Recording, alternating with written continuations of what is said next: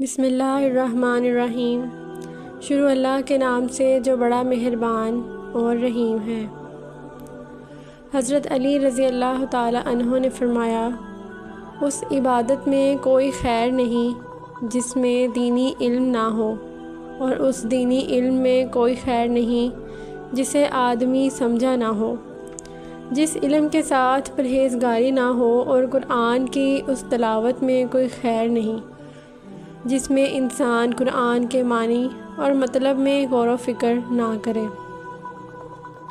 جو انسان فجر کی نماز نہیں پڑھتا اور کہتا ہے کہ میں اللہ سے ڈرتا ہوں، وہ انسان جھوٹا ہے، کیونکہ رب العالمین سے ڈرنے والے کبھی فجر نہیں چھوڑتے۔ اگر آپ کے پاس سوال کے جواب میں دلیل نہیں ہے تو کوئی بات نہیں، مگر گالم گلوچ جاہل ہونے کی نشانی ہے۔ فیصلہ آپ نے کرنا ہے۔ دھوکہ کھانے کے بعد تقریباً ہر انسان پہ ایک وقت ایسا ضرور آتا ہے جب اس میں بلا وجہ کی دوستیاں، زبردستی کے تعلقات اور غیر ضروری گفتگو کی چاہ ختم ہو جاتی ہے۔ پریشان ہونا انسان کے انسان ہونے کی دلیل ہے، لیکن پریشان رہنا انسان کا اللہ پر یقین نہ ہونے کی دلیل ہے۔ ہر عمل کا ایک مکافات عمل ہے، اور یہی اللہ کا قانون ہے، اس لیے صبر کرو اور اللہ کا انصاف دیکھو۔ خوبصورتی تو ختم اور تبدیل ہو جاتی ہے، لیکن سیرت نہ تو ختم ہوتی ہے اور نہ تبدیل۔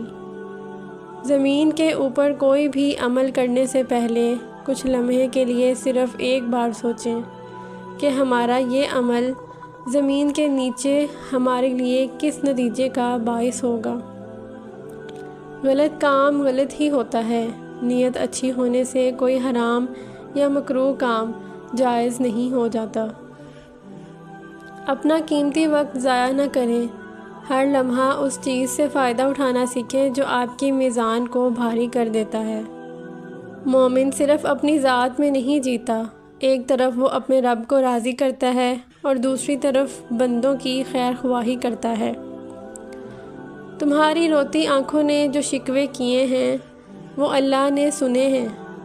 نبی کریم صلی اللہ علیہ وآلہ وسلم نے ارشاد فرمایا، سب سے بڑی زیادتی یہ ہے کہ آدمی ناحق کسی مسلمان کی بے عزتی کرے۔ رسول اللہ صلی اللہ علیہ وآلہ وسلم نے فرمایا، نظر کا لگ جانا حق ہے، اگر کوئی چیز تقدیر پر سبقت لے جانے والی ہو تو وہ نظر ہوتی۔ رسول اللہ صلی اللہ علیہ وآلہ وسلم نے فرمایا، جو دوسرے کو نقصان پہنچائے اللہ اسے نقصان پہنچائے گا، اور جو دوسروں کو تکلیف دے گا اللہ تعالیٰ اسے تکلیف دے گا۔ حضرت امام باقر رحمۃ اللہ علیہ نے فرمایا، کوئی شخص گناہ سے اس وقت تک محفوظ نہیں رہ سکتا جب تک اپنی زبان پر قابو نہ رکھے۔ لوگ ڈھونڈتے رہ گئے کامیابی کو، موزن کہتا رہا حیا علی الفلاح۔ کمال کی بات ہے نا کہ اللہ ایک ہے مگر وہ ہر ایک کا ہے۔ رسول اللہ صلی اللہ علیہ وآلہ وسلم نے ارشاد فرمایا، نماز میں لمبا قیام کرنا موت کی تکلیف کو ہٹا دیتا ہے۔ ابھی مشکلوں کو دیکھ کر لگے گا کہ دعا نہ جانے کہاں اٹک گئی ہے، دعا پوری نہیں ہو رہی۔ یعقوب کی دعا بھی سالوں بعد پوری ہوئی تھی، مگر ضرور ہوئی تھی۔ ایسا نہیں تھا کہ اللہ نے ان کی دعا نہ سنی ہو یا سنی انسنی کر دی ہو۔ اللہ نے سب سنا تھا، مگر جواب دینے کے لیے یعقوب علیہ السلام کا صبر دیکھا تھا۔ تمہاری دعا ابھی ناممکن لگے گی، مگر بعد میں معجزوں کو دیکھ کر کہنے لگو گے کہ وہ تو کہنے سے پہلے ہی سن لی گئی تھی۔ لوگ اپنا اعتبار ایسے دلاتے ہیں جیسے قیامت آ جائے تب بھی نہیں بدل سکتے، اور کچھ ہی عرصے بعد جب بدل جاتے ہیں مجال ہے شرمندہ ہی ہو جائیں۔ دوستی کے لیے خوبصورت چہرے ڈھونڈنے کی ضرورت نہیں ہے، کیونکہ اکثر خوبصورت چہرے والے دل کالے ہوتے ہیں۔ معاف کر دیجئے، آئندہ ایسا نہیں ہوگا۔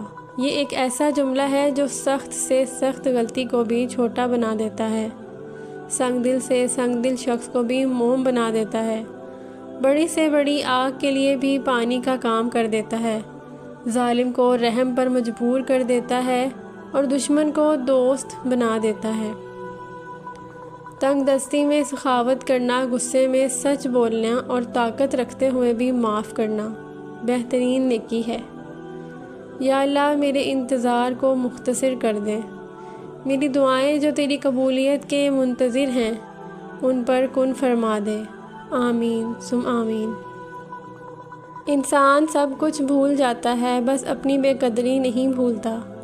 اے میرے اللہ مجھے ہمیشہ ایسی عزت اور ایسی خوشی سے بچا جو تیری نافرمانی اور تجھے ناراض کرنے سے حاصل ہو۔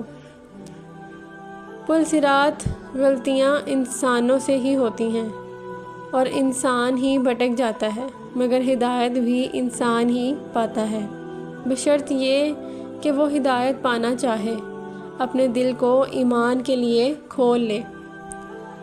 جب آپ کچھ بھی نہ کر سکیں تو اپنی دعاؤں میں اضافہ کر دیں، کیونکہ اللہ کے سوا کوئی آپ کو کچھ نہیں دے سکتا۔ سب دست ذلت آمیز بھیک مانگی ہوئی محبت ہے، تپتے ہوئے صحرا میں ایک ٹھنڈی چھاں ہوتی ہے، تیری ہو یا میری ہو، ماں تو ماں ہوتی ہے۔ اللہ سب کی ماؤں کو سلامت رکھے، آمین ثم آمین۔ اپنی ساری باتیں اپنے رب کے ساتھ کرو اور اپنے رب کی باتیں رب کی مخلوق کے ساتھ کرو۔ اے میرے رب کریم، ہمارے ظاہر اور باطن کو پاک کر دے، جو دشواریاں، بیماریاں، پریشانیاں اور آنے والے خدشات و آفات ہیں ان سب سے ہماری حفاظت فرما، جائز حاجات پوری فرما، ہمیں اسلام پر ثابت قدم فرق اور ایمان امان پر ہمارا خاتمہ فرما، آمین ثم آمین۔ انسان کا سب سے بڑا دشمن اس کا اپنا دماغ ہے، پکڑ پکڑ کر وہ لمحے یاد کراتا ہے جو سب سے زیادہ اذیت دیتے ہیں۔ آگ لگانے والوں کو کیا خبر، رخ ہواؤں نے بدلا تو خاک وہ بھی ہوں گے۔